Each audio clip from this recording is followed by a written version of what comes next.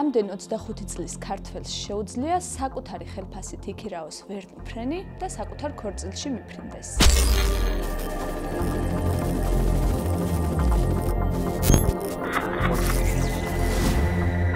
ან 26 წლის ასაკში საკუთარი ხელფასით იყიდოს კარტიეს 6000 ევროიანი სამაჯური. სად მუშაობს ეს ხალხი და რას აკეთებენ ყოველდღიურად?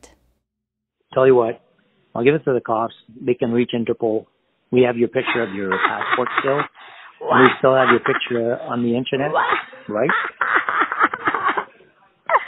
You're so laughing. You're so stupid. Even if you're gonna call the police of Canada, police of Quebec, police of Alberta, police of Calgary, police of Ontario, and the police of entire world, you will never find my real passport. You fucking dumb. You will never find my real passport. You fucking dumb.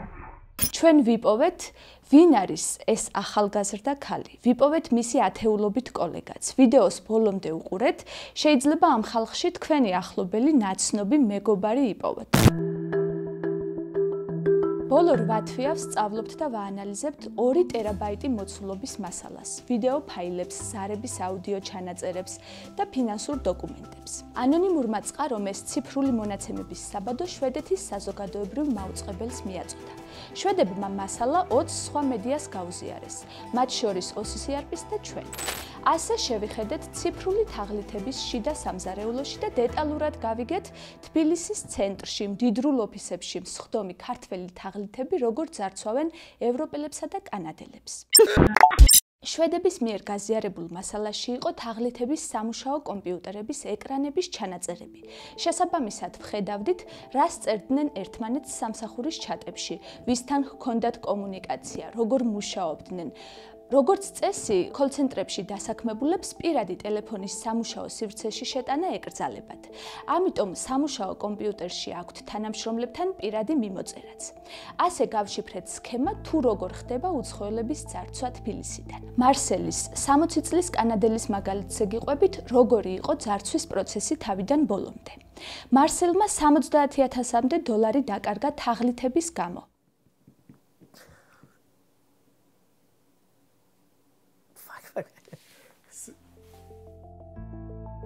მარსელის პირადი ინფორმაცია და საკონტაქტო მონაცემები ქართველი თაღლითების ხელში ონლაინ რეკლამის წყალობით მოხვდა. ანუ მარსელმა საიტზე ნახა მიმზიდველი რეკლამა, გადავიდა მასზე, შეავსო ფორმა და ჰოპ, მის შესახებ თაღლითებმა გაიგეს. ამის შემდეგ მარსელს ურეკავს ვინმე ვერონიკა ნოვაკი. თავს ფინანსურ მრჩეველად აცნობს და სთავაზობს მომგებიანი ინვესტიცია ჩადოს კომპანია Golden Currency-ში. Hello. Oh, I'm sorry. Can you hear me? I was calling you. Yeah, I can hear you now. Marcel, in total, right, what I got it from your site, right, is that you make investments, right? So your investment is on the financial market, right? It's not lost. I can help you with the AnyDesk as well, if you prefer. I got it. You want my number? Yeah, I'm just sending the request so you can accept. Yeah. So you can just accept. You're connected right now? Yeah, we are connected. ვერონიკა თაღლითია, ის თბილისის ოფისში ზის. მარსელი ვერ ხვდება, რომ მახეში გაება და თაღლითებთან ვაჭრობას იწყებს. თაღლითები მსხვერპლს ეუბნებიან, რომ კომპიუტერში გადმოწეროს AnyDesk-ის პროგრამა. შემდეგ ამ პროგრამაზე წვდომას იღებენ და ხედავენ, რას აკეთებს მსხვერპლი, რას ეძებს ინტერნეტში, ბანკში როგორ შედის და ასე შემდეგ. შესაბამისად, თაღლითებიც თავიანთ ქმედებებს მსხვერპლის ქცევას არგებენ. მსხვერპლს ფულს როცა დასტყუებენ და ყალბ აქტივებში ჩაადებინებენ, ამას თაღლითები სამუშაო ჩატში დიდი ჟრიამულით აღნიშნავენ. შამპანურებისა და ვოლ-სტრიტის მგელის გიფებით.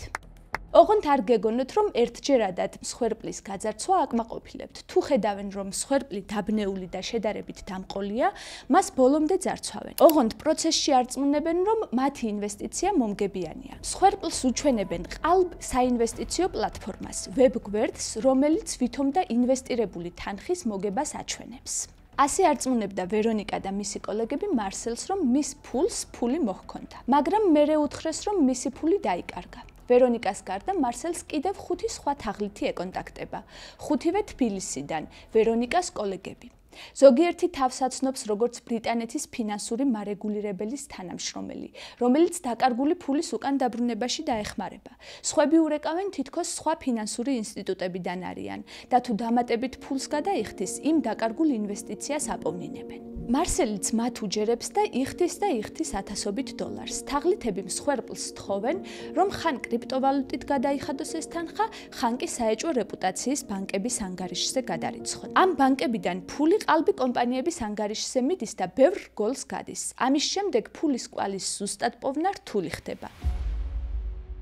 ბოლოს მარსელს ურეკავს მერი რობერტსი, ისევ თბილისის ოფისიდან. ეცნობა როგორც კომპანია ბლოკჩეინის წარმომადგენელი.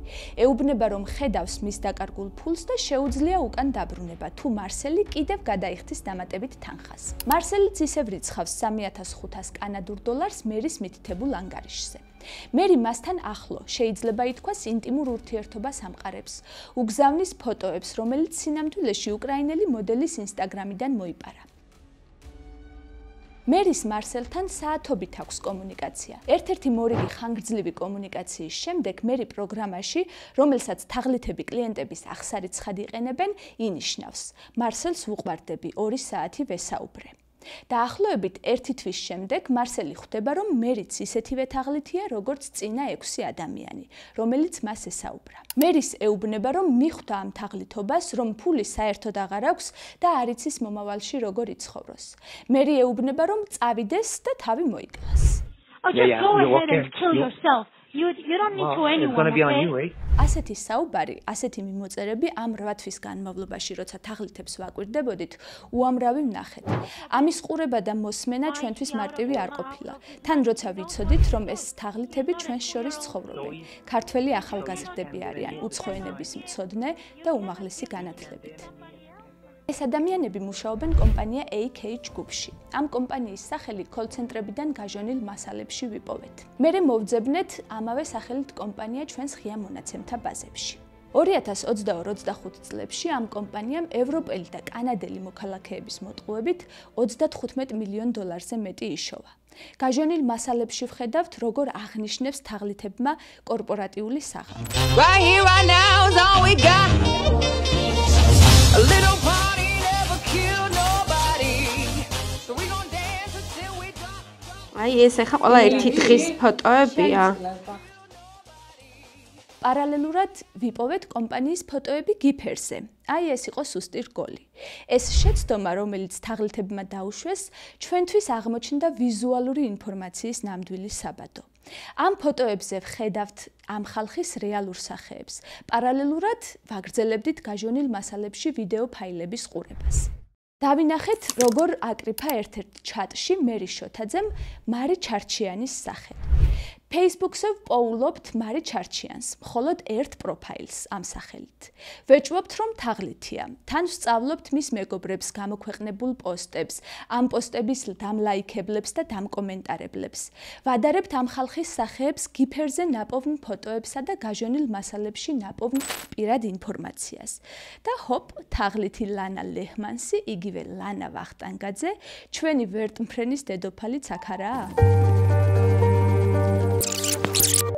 შენი თვალების ფერია შენ ჩემო ვთებო ფერია დეკემბრის მზე შენთვის ამოდის გამოდი გადავამოწმე მაგის სურათები და ნახე აი ეს გოგო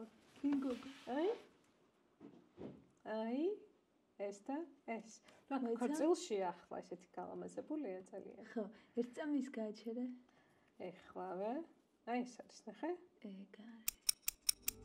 დავუყევით ამ ხალხის სოციალურ ქსელებს და შევადარეთ გიფერს, ვადარებდით გაჟონილ მასალებს და ასე მოვაგროვეთ თაღლითების ნამდვილი სახეებიც და ნამდვილი სახელებიც. ამის შემდეგ ვსვამთ კითხვას, კი მაგრამ ვის ემორჩილება ეს ხალხი, ვისთვის მუშაობს? შიდა ჩატებში თაღლითები ხშირად ახსენებენ ბოსს, უფროსს, რომელიც მათ საქმიანობაშიც აქტიურადაა ჩართული. ბოსი აკაკი ქევხიშვილია, 33 წლის. აქამდე რომ არაფერი გვსმენია მის შესახებ.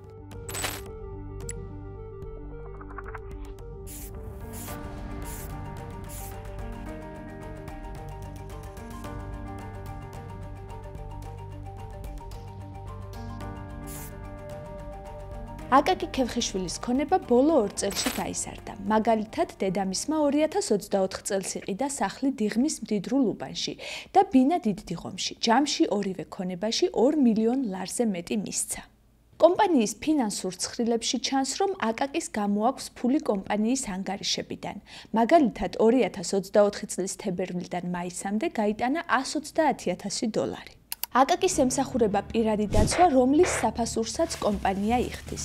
გადაადგილდება მინიმუმ $100,000-იანი Range Rover-ით, რომელიც ოფიციალურად მერი შოთაძის სახელზეა გაფორმებული. კოლცენტრის შიდა ჩატებში თავის სურათად მეფის გვირგვინს იყენებს. თუ ქევხიშვილი კოლცენტრის მეფია, მერი შოთაძე მისი დედოფალია. ოფიციალურად AK გრუპით სწორედ მის სახელზეა გაფორმებული. შიდა ჩატებში შოთაძე მოუწოდებს თაღლითებს მეტი ფული გამოსძალონ მსხვერპლებს.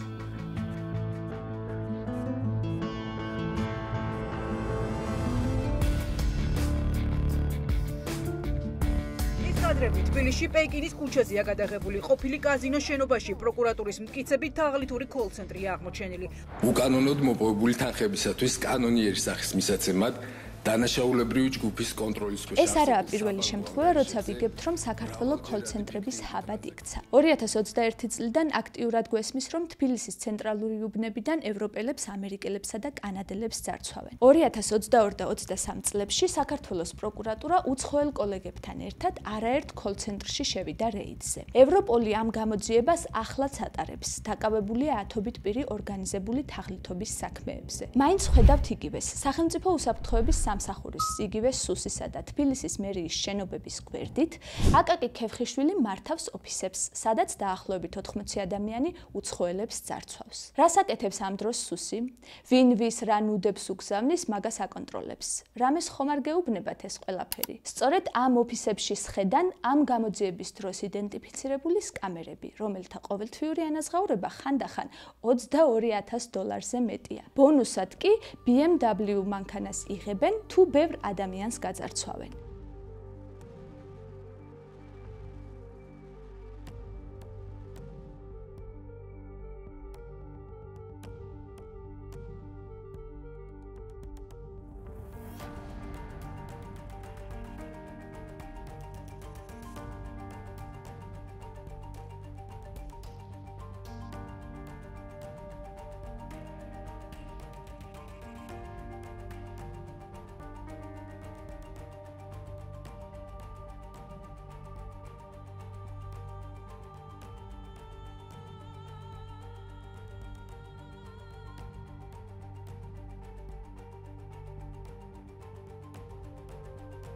რასაკვირველია ამ ფილმზე მუშაობის დროს კითხვები გავუგზავნეთ ყველა იდენტიფიცირებულ თაღლითს, მათ ბოსებს, სუსსა და საქართველოს პროკურატურას.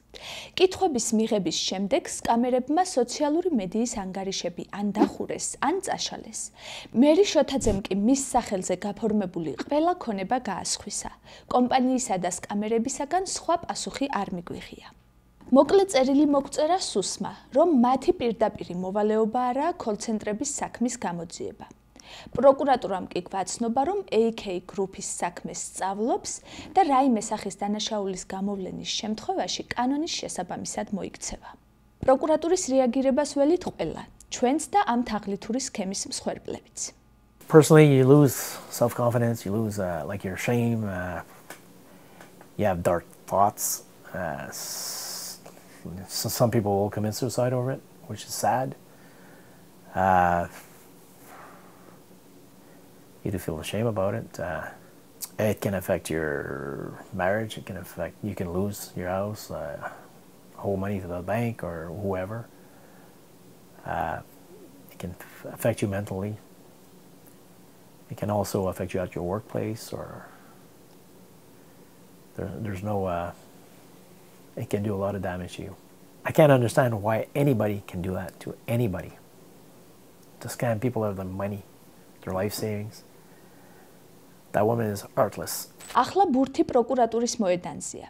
ჩვენ ვაკვირდებით, რამდენ თაღლითს მოსთხოვენ პასუხს, რადგან ვხვდებით, რომ პროკურატურის მომდევნო ქმედებებიც ბევრ რამეს იტყვის კოლ-ცენტრების საბოლოო მფლობელზე.